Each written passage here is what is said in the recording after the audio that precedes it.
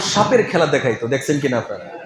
এরকম ছোট ছোট কাঠের বক্সের মধ্যে সাপ রাখতো, বাঁশি করতো, যে কি জানি বলে এটাকে, হ্যাঁ, আচ্ছা, এইটা বাজাইলে পরে সাপটা এরকম ফনা ধরতো।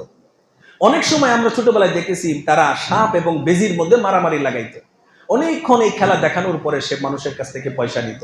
এগুলো এখন খুব একটা দেখা যায় না। অনুরূপ ভাবে প্রায় 1500 বছর আগেও একটা সাপুরে ছিল।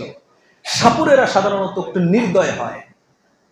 ওই সাপুরে ছিল একজন গ্রামের মানুষ, বেদুইন।